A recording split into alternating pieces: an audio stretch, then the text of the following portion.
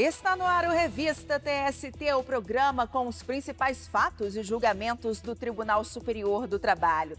O TST iniciou o processo de retomada gradual das atividades presenciais, mas com limite de 30% de servidores e prestadores de serviço. Em razão disso, e para manter a segurança de toda a equipe da TV do TST, o nosso programa continua sendo gravado de casa. Veja agora o que preparamos para esta edição. Candidato a concurso do TRT da 15ª Região não consegue ser incluído em vagas destinadas a pretos e pardos. Eletricista da Embraer poderá pedir novo laudo para comprovar insalubridade. E veja também, o webinário aborda efeitos sociais e econômicos da pandemia no trabalho infantil.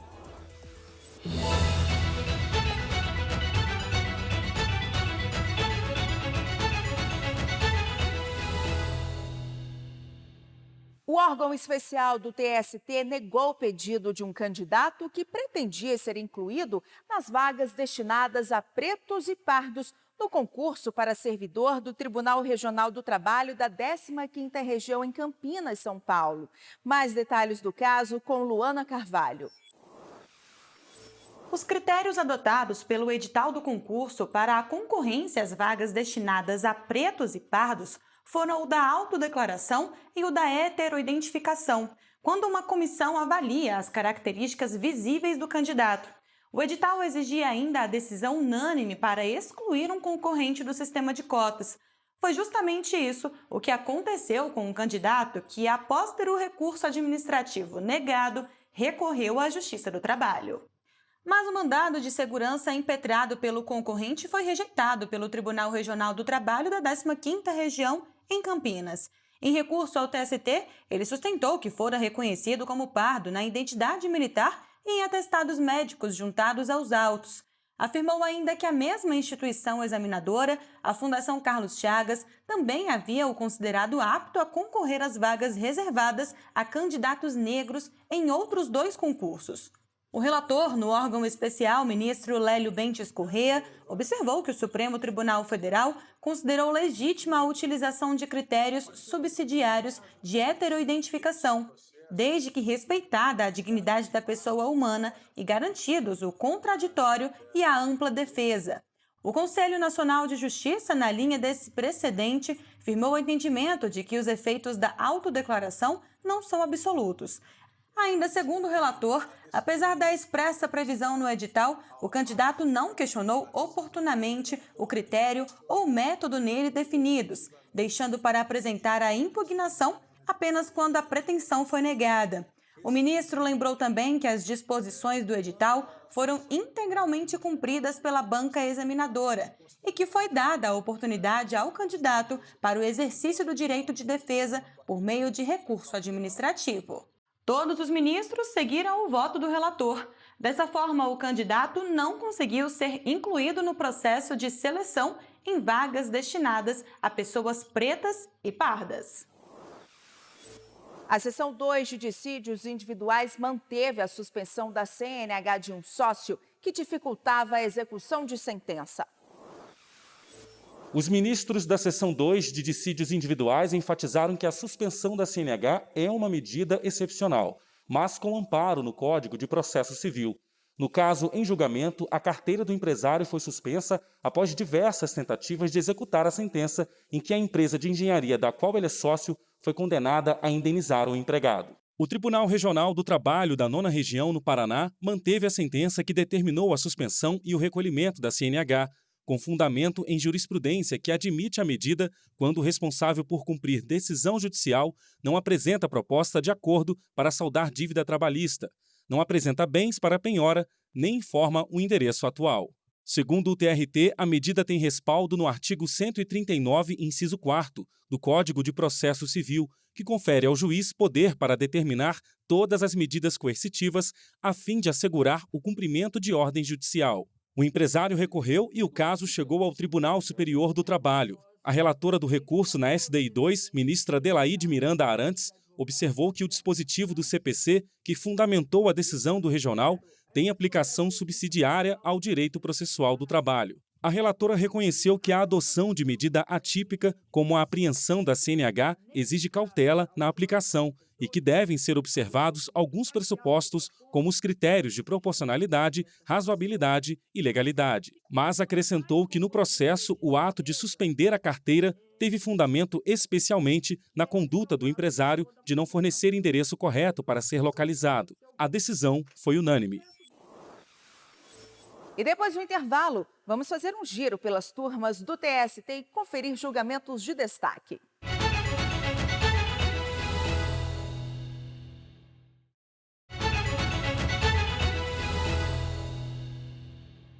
Estamos de volta e vamos fazer um giro pelas turmas do TST e conferir julgamentos de destaque.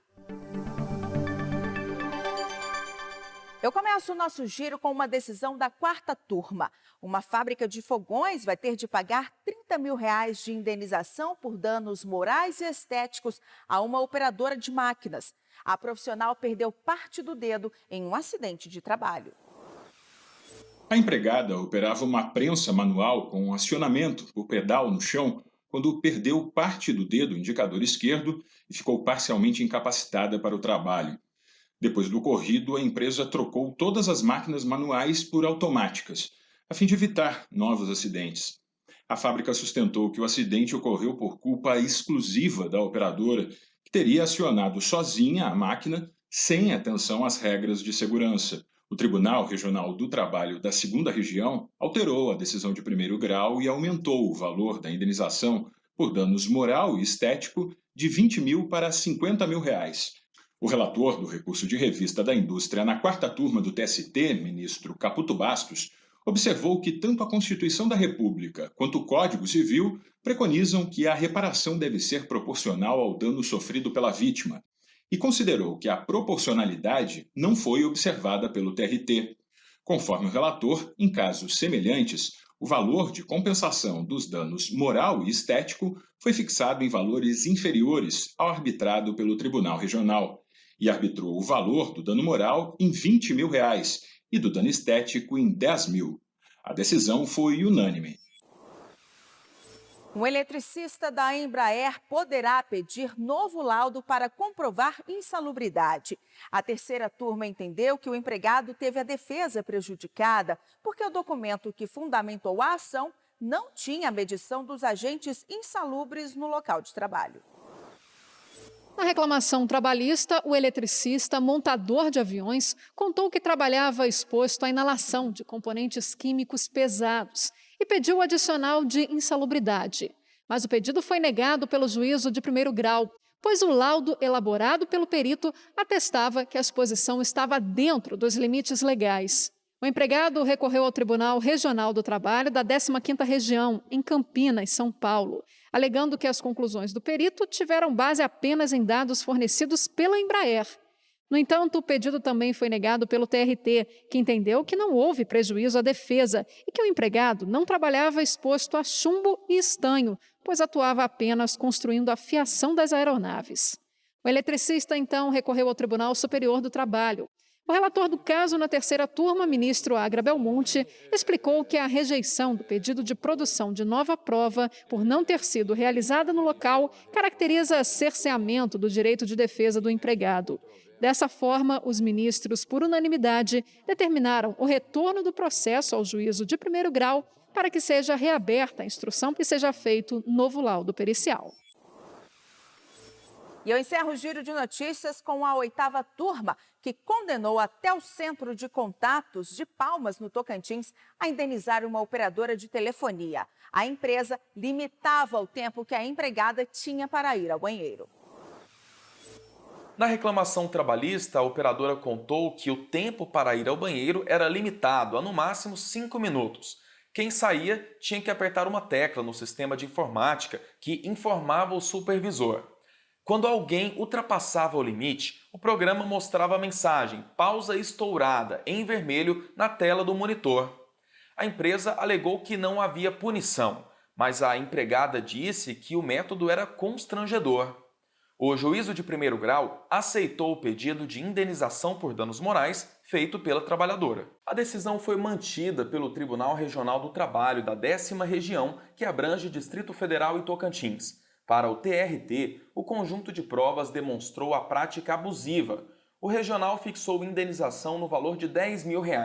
Após recurso da empresa, o caso chegou ao Tribunal Superior do Trabalho. Segundo a relatora na 8ª turma, ministra Dora Maria da Costa, a decisão do TRT está em conformidade com a jurisprudência do TST sobre a matéria. Porém, a ministra considerou excessivo o valor fixado para a indenização. Por isso, reduziu a quantia para R$5 mil. Aqui é expresso que não havia necessidade de autorização do uso do banheiro, mas o regional entende que havia um constrangimento porque ela tinha que registrar a pausa no sistema. Por isso, houve a condenação. Esse é o quadro fático posto aqui. Por isso, eu entendo que o valor está dentro do que nós temos aqui, a 8ª turma fixada. Ainda segundo a relatora, o valor de R$5 mil é mais razoável e compatível com o contexto dos autos e com decisões da turma em situações semelhantes. A decisão foi unânime. E não deixe de conferir esses e outros julgamentos no canal do TST no YouTube. As sessões são transmitidas ao vivo e depois ficam disponíveis no canal para você acompanhar quando quiser. Acesse youtube.com/TST. E depois do intervalo, o webinário discute os efeitos sociais e econômicos da pandemia no trabalho infantil.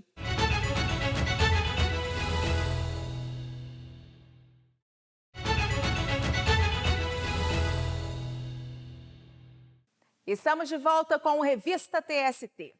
O Programa de Combate ao Trabalho Infantil e de Estímulo à Aprendizagem da Justiça do Trabalho promoveu um webinário que abordou os efeitos sociais e econômicos da pandemia no trabalho precoce. O evento foi transmitido ao vivo pelo canal do TST no YouTube. Veja como foi. A presidente do TST e do CSJP, ministra Maria Cristina Peduzzi, abriu o evento. A ministra alertou que, durante a pandemia, crianças e adolescentes estão expostos a outro risco além da Covid-19, o trabalho infantil. Segundo estes mesmos dados do Unicef, colhidos já entre abril e julho de 2020, só em São Paulo houve um aumento de 26% nas taxas de trabalho infantil no universo de 52,7 mil famílias entrevistadas e assistidas pela instituição nesse período. Então, esse aumento do trabalho infantil, ele veio acompanhado do crescimento do desemprego dos chefes de família e da redução dos salários daqueles que tiveram mantidos empregos, mas com redução. A coordenadora do Programa de Combate ao Trabalho Infantil e Estímulo à Aprendizagem da Justiça do Trabalho, ministra Kátia Arruda, enfatizou que os dados são estarrecedores. Segundo ela, o número de crianças e adolescentes explorados por essa forma de trabalho no Brasil passa de 2 milhões. O que nos faz concluir que o Brasil é um país ainda muito hostil para os nossos jovens. Hostil por quê? Porque há deficiência educacional, alto índice de violência contra esses jovens, particularmente para os negros. Existem quase 3 milhões de crianças e adolescentes entre 4 e 17 anos fora da escola, e esse quadro foi muito agravado agora, no período da pandemia. Um dos convidados do webinário, o padre Júlio Lancelotti, membro fundador da Pastoral do Menor da Arquidiocese de São Paulo, ressaltou que os efeitos da pandemia podem interferir diretamente no crescimento e no desenvolvimento da atual geração de crianças. Eles estão vivendo um momento de sofrimento mental muito grande. Até que ponto as crianças estão entendendo o que está acontecendo? Até que ponto eles estão percebendo o que significa que todos os adultos estão agora de máscara, que mesmo que os que tinham trabalho não estavam podendo ir trabalhar. Eles estão percebendo um mundo de significados e de emoções muito diferentes daquelas que eles estavam acostumados. O ministro Lélio Bentes Correia abriu o painel sobre os efeitos sociais da pandemia no trabalho infantil e chamou a atenção para a importância de garantir os direitos previstos na Constituição da República. É necessário o fortalecimento do aparato de fiscalização do Estado, inclusive auditores fiscais, membros do Ministério Público, assistência social, profissionais da educação e da saúde. É preciso garantir a tipificação penal da exploração do trabalho infantil, porque é certo que nós temos na origem desse fenômeno uma situação econômica diversa, mas nós temos também muitos que se aproveitam dessa vulnerabilidade para impor condições absolutamente indignas a essas famílias vulneráveis. A situação é de exploração da família e a criança sofre essas consequências. O ativista Felipe Caetano também participou do webinário e alertou para o retrocesso que o combate ao trabalho infantil no país deve sofrer devido à pandemia. Se a gente não tivesse sido, como eu posso dizer, a gente não tivesse sido afetado por essa crise sanitária, por essa crise econômica, eu diria que até mesmo uma crise política e social, o Brasil ele tendia justamente a conseguir reduzir, né, infelizmente a passos muito vagarosos, mas tendia sim a reduzir essa situação de trabalho infantil. E agora a gente vai ter um regresso, que na minha visão isso está mais de 2, 3 anos, né, de regresso que a gente vai ter justamente daqui para frente que lutar para conseguir voltar o ponto que a gente estava antes da pandemia. O último bloco do evento teve como palestrante a auditora fiscal do trabalho, Mônica Duailib. Nós temos expertise, nós temos compromisso institucional, nós temos compromisso moral, nós temos uma mudança de mentalidade e esses são ganhos nossos, dos quais nós não vamos abrir mão, e é a partir deles que nós vamos retomar o nosso caminho de crescer, de termos crescimento econômico, necessariamente refletido em desenvolvimento social. Veja agora outras notícias que foram destaque na Justiça do Trabalho ao longo da semana. O Tribunal Superior do Trabalho registrou aumento no número de processos julgados entre janeiro e outubro deste ano. Os dados são da última edição do relatório de movimentação processual. De acordo com o documento, o TST julgou mais de 280 mil processos nesse período. O número é 6% maior em relação ao registrado no mesmo período de 2019, que teve cerca de 268 mil e representa 81,5% dos processos recebidos. Em relação ao tempo médio de julgamento, houve redução de 11,5%, totalizando 212 dias. O número é inferior ao prazo estabelecido pela meta 19 do TST, que estabelece o tempo médio de julgamento de 320 dias. As informações foram divulgadas pela Seção de Acompanhamento Estatístico do Tribunal e demonstram que o órgão vem conseguindo aumentar a produtividade e cumprir metas estratégicas, mesmo com a suspensão de parte das atividades presenciais e a adoção do teletrabalho na maioria das unidades. O Corregedor-Geral da Justiça do Trabalho, o ministro Aloísio Corrêa da Veiga, realizou correição ordinária no Tribunal Regional do Trabalho da 11ª Região. Na ocasião, foram examinados autos, registros e documentos das secretarias e seções judiciárias. O desempenho de magistrados e questões como o cumprimento de prazos também foram verificados. Essa foi a 4ª correição ordinária da Corregedoria-Geral da Justiça do Trabalho, realizada de forma totalmente virtual por conta da pandemia. A Escola Nacional de Formação e Aperfeiçoamento de Magistrados do Trabalho, ENAMAT, promoveu o seminário Direito Digital, Lei de Proteção de Dados e Inteligência Artificial. O evento foi uma parceria com o Centro de Formação e Aperfeiçoamento de Assessores e Servidores do TST, Cefast. As palestras foram transmitidas ao vivo pelo canal da ENAMAT no YouTube e contou com mais de 1.600 inscritos, entre magistrados e servidores. Para a presidente do Tribunal Superior do Trabalho, ministra Maria Cristina Peduzzi, o tema do seminário foi de grande relevância para o momento atual de pandemia do coronavírus. Ela destacou a importância da aprovação da Lei Geral de Proteção de Dados, que traz mais segurança durante o tratamento e o armazenamento de dados digitais. com o desenvolvimento da tecnologia, para encurtar distâncias e ampliar as redes de comunicação, a moeda mais valiosa para a troca no momento atual da economia 4.0 são os dados, ou seja, as informações sobre as pessoas, sobre os produtos, sobre as empresas. E pela importância desses dados para a vida das pessoas físicas e jurídicas, porque muitas vezes contém informações que envolvem a privacidade e a intimidade, foi fundamental estabelecer uma legislação que regulasse a forma como esses dados devem ser tratados, utilizados e até repassados a terceiros. O Conselho Superior da Justiça do Trabalho lançou a 4ª edição da pesquisa de qualidade do processo judicial eletrônico da Justiça do Trabalho. O questionário verifica a satisfação dos usuários com o sistema e obtém dados para priorizar ações de melhoria contínua da qualidade do sistema e da prestação jurisdicional. Podem participar da pesquisa magistrados e servidores da Justiça do Trabalho, além de advogados e membros do Ministério Público do Trabalho. O formulário será enviado por e-mail a todos os usuários do PJE. A pesquisa ficará disponível para resposta até 11 de dezembro. Você confere agora a agenda da semana de sessões telepresenciais do TST. A sessão 2 de dissídios individuais se reúne na terça-feira, dia 24, às 9 horas da manhã. Às 3 horas da tarde, no mesmo dia, tem sessão da 4ª turma. Na quarta-feira, dia 25, os julgamentos na 5ª, na 7ª e na 8ª turmas começam às 9 horas da manhã. No mesmo dia, a 2ª turma se reúne às 9h30 e a 6ª turma às 10 horas da manhã.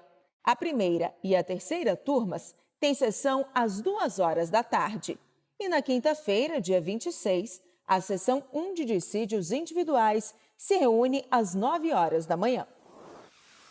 O Revista TST de hoje fica por aqui. Outras notícias da Justiça do Trabalho você pode acompanhar no nosso site tst.jus.br ou pelas redes sociais do Tribunal. Muito obrigada pela sua companhia. Até semana que vem e se cuida.